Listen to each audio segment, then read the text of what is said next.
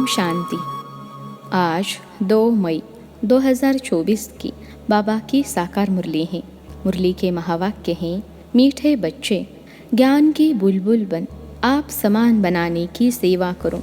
जांच करो कि कितनों को आप समान बनाया है। याद का चार्ट क्या है? प्रश्न है, भगवान अपने बच्चों से कौन सी प्रॉमिस करते हैं जो मनुष्य नहीं कर सकते? उत्तर है, भगवान प्रॉमिस करते, बच्चे मैं तुमको अपने घर ज़रूर ले जाऊंगा। तुम श्रीमत पर चलकर पावन बनेंगे तो मुक्ति और जीवन मुक्ति में जाएंगे, नहीं तो मुक्ति में हर एक को जाना ही है। कोई चाहे न चाहे ज़बरदस्ती भी हिसाब किताब चुकतो करा के ले जाऊंगा। बाबा कहते, जब मैं आता हूँ तो तुम सबकी वानप्रस्थ अवस्था होती है, मैं सबको ले जाता हूँ। ओम शांति। बच्चों को अब पढ़ाई पर ध्यान देना चाहिए। जो गायन है सर्वगुण संपन्न 16 कला संपूर्ण, यह सब गुण धारण करने हैं। जांच करनी है हमारे में यह गुण है, क्योंकि जो बनते हैं वहाँ ही ध्यान जाएगा तुम बच्चों का। अब यह है पढ़ने और पढ़ाने पर मदान। अपने दिल से पूछना है कि हम कितनों को पढ़ाते हैं। संपूर्ण देवता तो कोई बना नहीं है। चंद्रमा जब संपूर्ण हो जाता है तो कितनी रोशनी करता है, यहाँ भी देखा जाता है। नंबरवार पुरुषार्थ अनुसार है, यह तो बच्चे भी समझ सकते हैं, टीचर भी समझते हैं। एक एक बच्चे पर नज़र जाती है कि क्या कर रहे हैं, मेरे अर्थ क्या सर्विस कर रहे हैं। सब फूलों को देखते हैं, फूल तो सब हैं, बगीचा है ना। हर एक अपनी अवस्था को जानते हैं, अपनी खुशी को जानते हैं। अतीन्द्रिय सुखमय जीवन हर एक को अपनी अपनी भासती है। एक तो बाप को बहुत बहुत याद करना है, याद करने से ही फिर रिटर्न होती है। तमो प्रधान से सतो प्रधान बनने के लिए तुम बच्चों को बहुत सहज उपाय बताता हूँ। याद की यात्रा। हर एक अपनी दिल से पूछे, हमारे याद का चार ठीक है और किसको आप समान भी बनाता हो? क्योंकि ज्ञान बुलबुल होना, कोई पैरेट्स है, कोई क्या है। तुमको कबूतर नहीं, पैरेट यानी तोता बनना है। अपने अंदर से पूछना बड़ा सहज है, कहाँ तक हमको बाबा याद है, कहाँ तक अतीन्द्रिय सुख में रहते हैं। मनुष्य से देवता बनना है ना। मनुष्य तो मनुष्य ही है, मेल अथवा फीमेल दोनों देखने में तो मनुष्य ही आते हैं। फिर तुम देवी गुण धारण कर देवता बनते हो। तुम्हारे सिवाय और कोई देवता बनने वाले ही नहीं हैं। यहाँ आते ही है देवी घराने का भांति बनने। वहाँ भी तुम देवी घराने के भांति हो। वहाँ तुम्हारे में कोई राग द्वेष का आवाज़ भी नहीं होगा। ऐसे देवी परिवार का बनने के लिए खूब पुरुषार्थ करना है। पढ़ना भी कायदे अनुसार है, कभी मिस नहीं करना चाहिए। भल बीमार हो तो भी बुद्धि में शिव बाबा की याद हो। इसमें तो मुख चलाने की बात नहीं है। आत्मा जानती है हम शिव बाबा के बच्चे हैं। बाबा हमको ले चलने के लिए आए हैं। यह प्रैक्टिस बहुत अच्छी चाहिए। भल कहाँ भी हो, परंतु बाप की याद में रहो। बाप आए ही है शांति धाम सुख धाम में ले चलने। इतना सहज है, बहुत है जो जास्ती धारण नहीं कर सकते। अच्छा याद करो, यहाँ सब बच्चे बैठे हैं, इसमें भी नंबरवार हैं। हाँ, बनना ज़रूर है। शिव बाबा को याद ज़रूर करते हैं और संग तोड़ एक संग जोड़ने वाले तो सब होंगे और कोई की याद नहीं रहती होगी, परंतु इसमें पिछाड़ी तक पुरुषार्थ करना पड़ता है, मेहनत करनी है। अंदर में सदैव एक शिव बाबा की ही याद रहे। कहाँ भी घूमने फिरने जाते हो तो भी अंदर में याद बाप की ही रहे। मुख चलाने की भी दरकार नहीं रहती। सहज पढ़ाई है, पढ़ाकर तुमको आप समान बनाते हैं।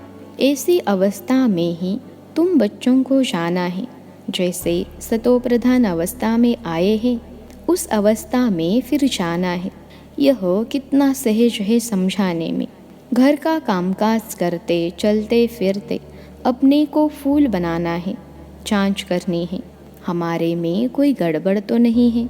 हीरे का दृष्टांत भी बहुत अच्छा है अपनी जांच करने के लिए। तुम खुद ही मैग्नीफाई ग्लास हो, तो अपनी जांच करनी है मेरे में देह अभिमान रिंचक भी तो नहीं है। भल इस समय सब पुरुषार्थी हैं, परंतु एम ऑब्जेक्ट तो सामने है ना। तुम्हें सबको पैगाम देना है। बाबा ने कहा था अखबार में भल खर्चा हो, यह पैगाम सबको मिल जाए। बोलो, एक बाप को याद करो तो विकर्म विनाश हो जाए और पवित्र बन जाएंगे। अभी कोई पवित्र नहीं है। बाप ने समझाया है पवित्र आत्माएं होती ही है नई दुनिया में। यह पुरानी दुनिया अपवित्र है, एक भी पवित्र हो न सके। आत्मा जब पवित्र बन जाती है तो फिर पुराना शरीर छोड़ देती है, छोड़ना ही है। याद करते करते तुम्हारी आत्मा एकदम पवित्र बन जाएगी। शांति धाम से हम एकदम पवित्र आत्मा आई, फिर गर्भ महल में बैठी, फिर इतना पार बचाया। अब चक्र पूरा किया, फिर तुम आत्माएं जाएगी अपने घर। वहाँ से फिर सुखधाम में आएंगी। वहाँ गर्भ महल होता है। फिर भी पुरुषार्थ करना है ऊंच पद पाने के लिए। यह पढ़ाई है। अभी नर्क वैश्यालय विनाश हो, शिवालय स्थापन हो रहा है। अब तो सबको वापिस जाना है।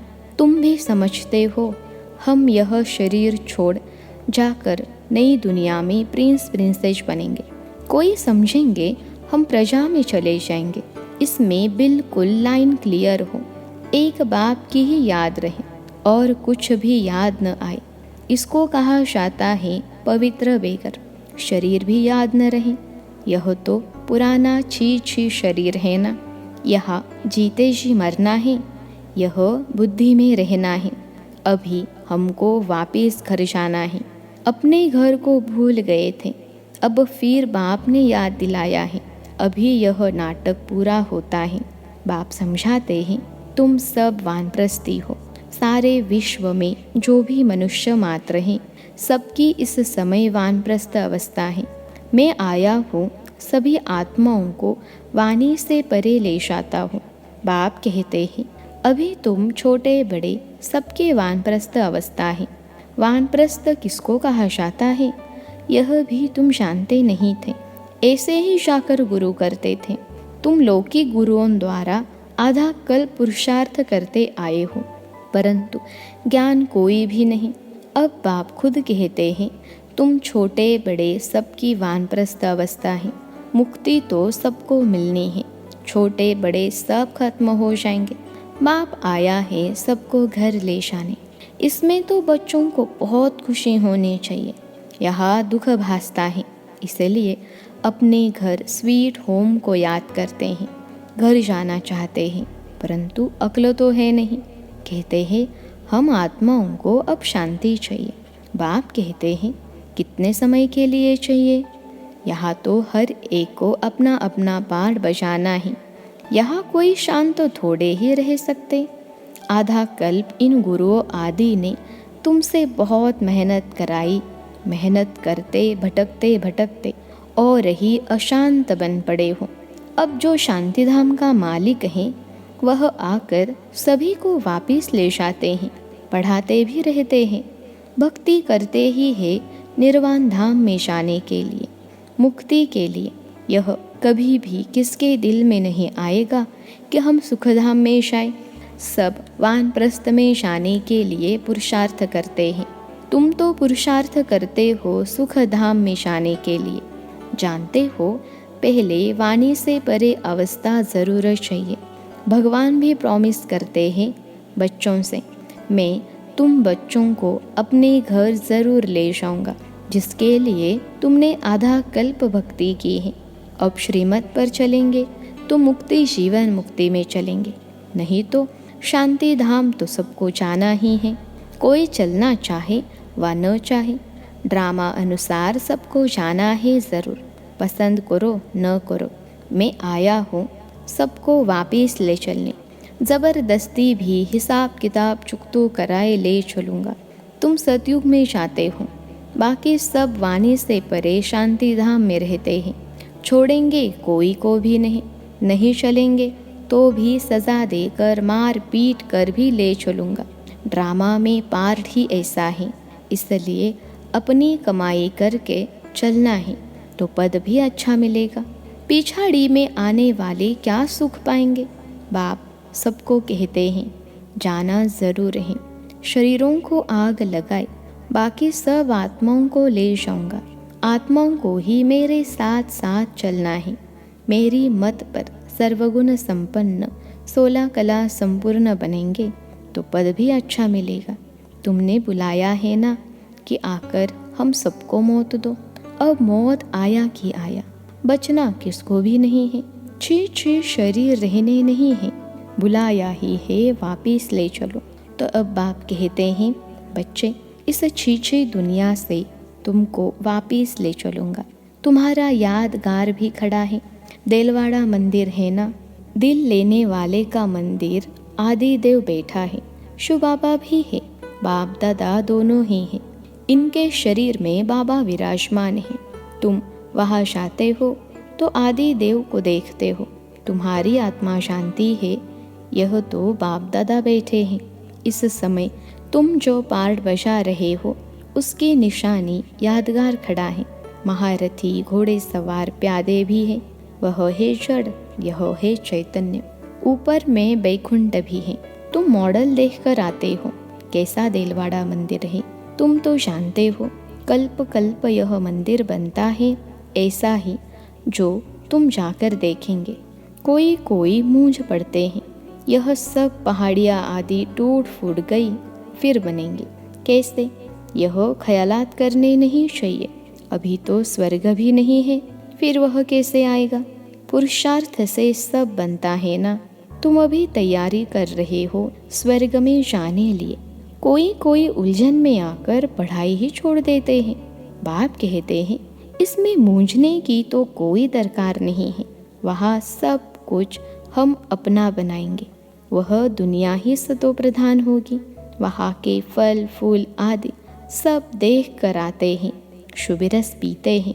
सूक्ष्म वतन मूल वतन में तो यह कुछ है नहीं, बाकी यह सब है बैकुंठ में।